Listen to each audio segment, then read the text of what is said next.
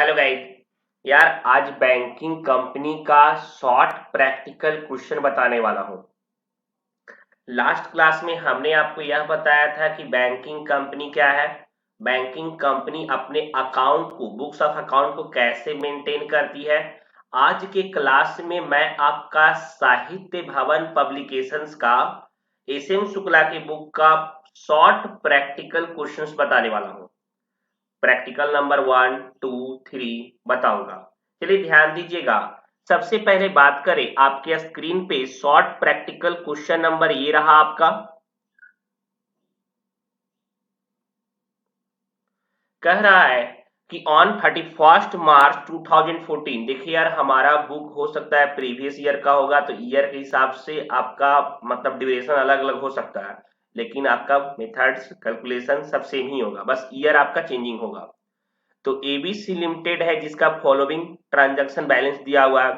Bill discounted आपका interest earn का एक पार्ट होता है। याद कीजिए बिल्स ऑफ एक्सचेंज जब आप 11th में पढ़े थे तो वहां पे बिल को जब बैंक डिस्काउंट करता था तो इंटरेस्ट चार्ज करता था। यह भी बैंक के लिए एक इंटरेस्ट अर्न है, शेड्यूल 13 का पार्ट होता है। ठीक है, यहाँ पे क्या कह रहा था कि एक्चुअली आपको अमाउंट निकालना है कि बिल डिस्काउंटेड वाले में कितना अमाउंट क्रेडिट होगा प्रॉफिट एंड लॉस अकाउंट में। ठीक है, तो यहाँ पे आपका डिस्काउंट रिसीव दिया हुआ था 4,60,000। चलिए हम पहले इसको बनाते हैं।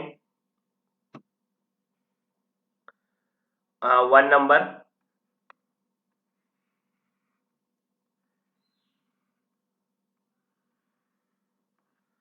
सबसे पहले हम डिस्काउंट रिसीव लिख देंगे। डिस्काउंट रिसीव्ड हम लोग का 4,60,000 दिया हुआ है, 4,60,000 दिया हुआ है। ठीक है, अब देखिए आपको प्रीवियस ईयर का जो रिबेट, एक्चुअली पता है यह एक्रूअल बेसिस कॉन्सेप्ट पे फॉलो करता है। ठीक है, ये एक्रूअल बेसिस कॉन्सेप्ट पे फॉलो करता है आउटस्टैंडिंग एडवांस वाले पे। तो रिबेट ऑन बिल डिस्काउंटेड मतलब आपका एक तरह से लायबिलिटी, तो rebate on bill discounted previous year का जो रहेगा वह हम प्लस करेंगे, उसको हम लोग क्या करेंगे, प्लस करेंगे। तो यहाँ पे हम लोग rebate on bill discounted previous year का है जो हम प्लस करेंगे, 32,000 दिया हुआ था। क्लियर, उसके बाद बिल डिस्काउंटेड का अमाउंट दिया हुआ, यहाँ पे उसका कोई काम नहीं है यार। आगे उसके बाद देखिए कि अगर कोई रिबेट आपका करेंट ईयर का रहेगा, अगर कोई रिबेट आपका करेंट ईयर का रहेगा, जैसे प्रीवियस ईयर वाला को हम ऐड किए ना, तो एक तरह से लाइबिलिटी ही हो सकता है यार। ठीक है, तो आप करेंट ईयर वाले को माइनस कीजिएगा। तो करेंट ईयर में बिल्ड इज काउंटेड अगर आपका दिया हुआ होगा, और दिया हुआ है आपका 70,000 का, एडिशनल इंफॉर्मेशन में आपका 70,000 का गिवन है। एडिशनल इंफॉर्मेशन में यहाँ देखिए कह रहा है during the 1 April 2015 total rebate on bill discounted is 70,000। Clear, मतलब करेंट ईयर का आपका दिया हुआ है, यहाँ करेंट ईयर 2014 है हम लोग का। तो यहाँ पे रिबेट अगर करेंट ईयर का रहेगा तो हम लोग उसको माइनस कर देंगे। कह रहा है calculate accrued amount under head of bill discounted, कितना एक्रूड है उसको हम लोग निकालना है। ठीक है, तो यहाँ पे आपको करेंट ईयर का बिल डिस्काउंटेड माइनस करना है जो हम लोग का है 70,000। बैलेंस करेंगे तो हम लोग का निकल जाएगा करेंट आउटस्टैंडिंग वाला अमाउंट 4,22,000, 4,22,000। यह हमारा निकल जाएगा कि बिल डिस्काउंटेड में है कितना आउटस्टैंडिंग, क्रेडिट प्रॉफिट लॉस में कितना जाएगा, 4,22,000 रुपए। ये आपका आंसर आ जाएगा। राइट डाउन कीजिए इसको। प्रैक्टिकल प्रॉब्लम नंबर शॉर्ट वाले में 2 की तरफ चलते हैं। चलिए ध्यान दीजिएगा बच्चे, यह आपका प्रॉब्लम नंबर 2 रहा। ठीक है, प्रॉब्लम नंबर 2 आपका दिया हुआ है, शॉर्ट प्रॉब्लम नंबर है, और इसको आपको कैलकुलेट करना है कि amount of statutory reserve SR में कितना जाएगा और प्रॉफिट कितना ट्रांसफर होगा बैलेंस शीट में। क्लियर, पहले एक बात ध्यान समझिएगा, हम आपको जब शेड्यूलिंग अकाउंट बता रहे थे, जब हमने आपको #1 में इसका फर्स्ट पार्ट में बताया था शेड्यूलिंग अकाउंट, तो आपको यह बताए थे कि बच्चे 13, 14, 15 और 16 शेड्यूलिंग जो होता है वो बैंकिंग कंपनी के प्रॉफिट एंड लॉस जैसा काम करता है। 13 और 14 मतलब इनकम के लिए होता है और 15 और 16 बैंकिंग के खर्चे के लिए होता है, मैंने आपको बताया था। अब वहां से जब हम एडजस्ट करेंगे तो हम लोग का प्रॉफिट या लॉस आएगा, ठीक है। तो यहाँ पे प्रॉफिट एंड लॉस आपको जो बैलेंस शीट में ट्रांसफर होगा वह निकालना है, साथ साथ आपको निकालना है कि एसआर में ट्रांसफर क्या होगा। चलिए इस क्वेश्चन को सॉल्व करते हैं, ध्यान दीजिएगा। देखिए सबसे पहले आप प्रॉफिट एंड लॉस अकाउंट बनाएगा। सबसे पहले हम लोग क्या बनाएंगे, profit and loss scheduling account. देखिए ऐसे ही बनेगा बच्चा, ऐसा नहीं कि जैसे 11th में आप खींचते थे वैसे खींच दीजिएगा, गलत हो जाएगा। शॉर्ट वाला है प्रैक्टिकल प्रॉब्लम नंबर 2। यहाँ पे शेड्यूलिंग नंबर लिख लेंगे, यहाँ पे लिखेंगे ईयर, जैसे जो ईयर में यार कंप्लीट हो रहा है 31 मार्च, अगर आपके बुक में दिया हुआ है 14, 15 जो भी लिखा हुआ होगा, ठीक है। अब यहाँ पे पहला हेड होता है आपका इनकम का। पहला हेड क्या चीज का होता है, इनकम का, क्लियर। और इनकम वाले हेड में इंटरेस्ट अर्न पहले आता था, जो हम आपको लास्ट क्लास में बताए थे,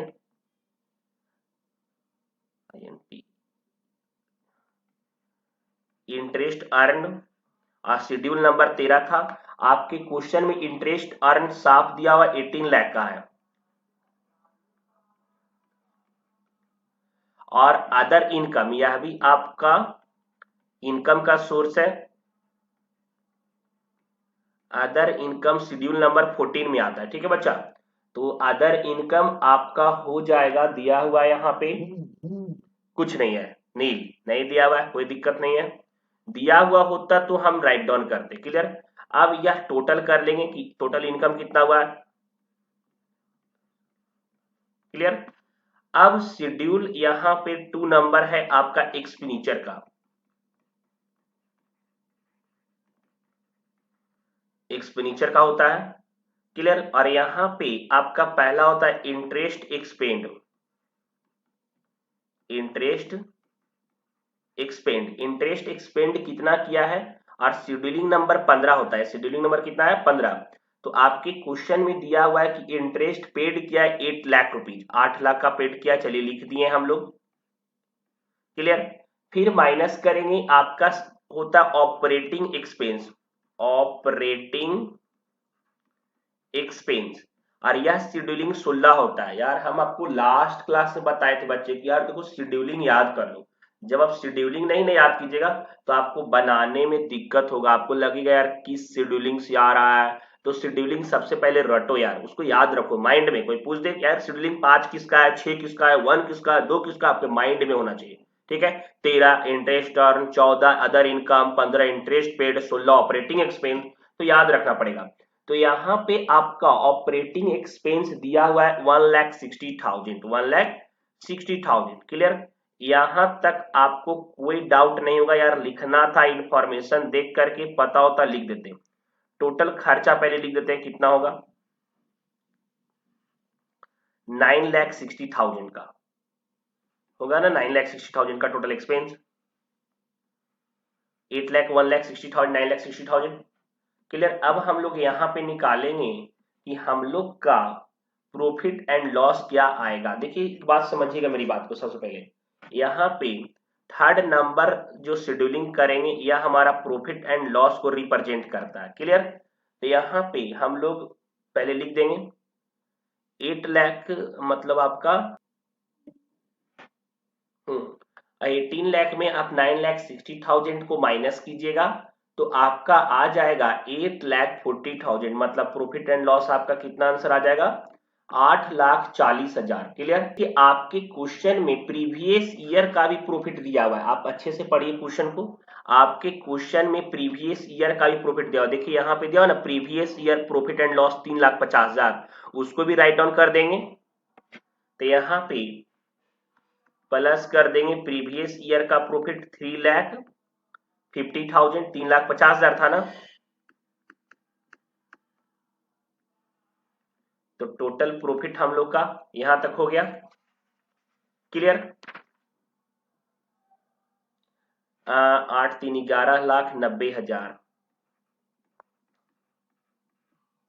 अब एक बात देखिएगा बच्चे, इसके बाद एस आर में ट्रांसफर होता है, एस आर में ट्रांसफर होता है, स्टेचुटरी रिजर्व जिसको बोलते हैं, ठीक है।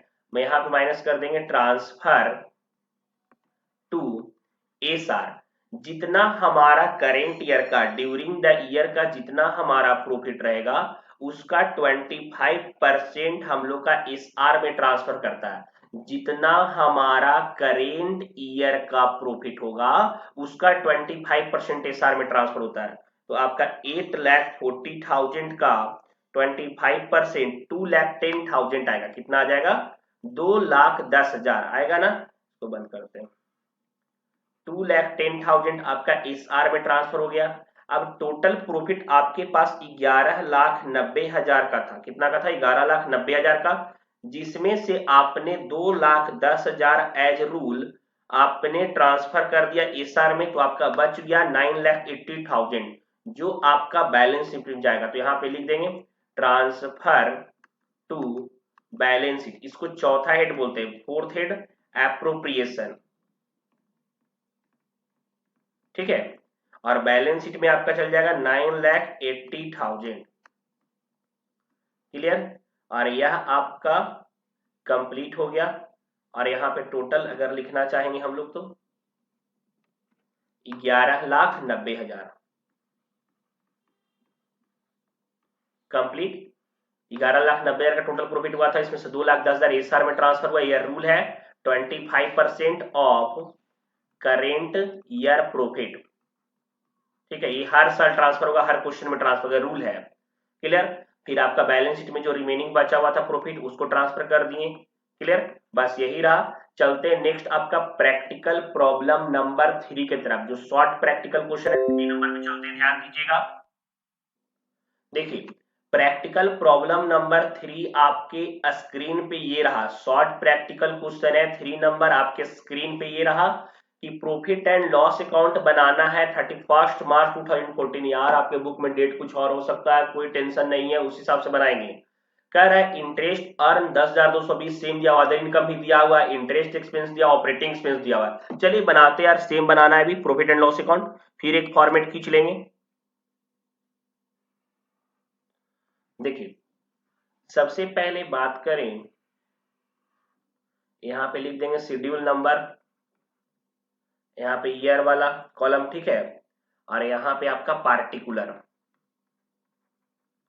पहले इनकम जैसे चल रहे थे, यहाँ पे आपका इंटरेस्ट अर्न,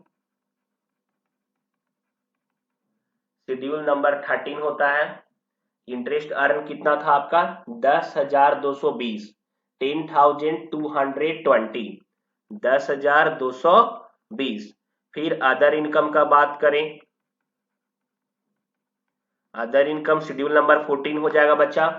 और यहाँ पे 314 दिया हुआ है। समझिए मेरी बात को, 000 मिसिंग होता है, ठीक है। 314 दिया हुआ है। टोटल इनकम काउंट कर देंगे 10,534। क्लियर? अब यहाँ पे E1 था ना, 2 में चलेंगे, जो आपका हो जाएगा एक्सपेंडिचर। क्लियर? एक्सपेंडिचर वाले में आपका सबसे पहले इंटरेस्ट एक्सपेंड, शेड्यूल नंबर 15। आपके क्वेश्चन में इंटरेस्ट एक्सपेंस दिया हुआ है 6,800 का। फिर आपका operating expense 16 number, operating expense दिया हुआ है 3,700 का। क्लियर? यहां पे टोटल आपका प्रॉफिट आएगा घटाने के बाद, पहले टोटल एक्सपेंस लिख लेते हैं बच्चा, ये तो गड़बड़ हो जाएगा। 6,399 10,500। क्लियर? नेट प्रॉफिट यहाँ पे आ जाएगा हम लोग का 34। क्लियर? अब यहाँ पे यार रूल था ना एसआर में ट्रांसफर करते हैं, ऐसा नहीं सोचिए कि सर यहाँ पे नहीं बताए एसआर में ट्रांसफर। ये रूल है कि जो भी करेंट ईयर का प्रॉफिट होगा उसका 25% आपको एसआर में ट्रांसफर करना है। तो 34 का आपको निकालना पड़ेगा 25%, 8.5 आया। तो 8.5 ट्रांसफर कर देंगे और जो अमाउंट आएगा यहाँ पे उसको लिखेंगे ट्रांसफर टू बैलेंस शीट। तो यहाँ पे 34 में से 8.4 को माइनस कर देंगे, 8.5 को 8.5 माइनस करेंगे तो 25.5 यह आपका बैलेंस शीट में ट्रांसफर हो जाएगा। क्लियर? और टोटल इन दोनों को अगर करेंगे तो 34 ही हम लोग का हो जाएगा।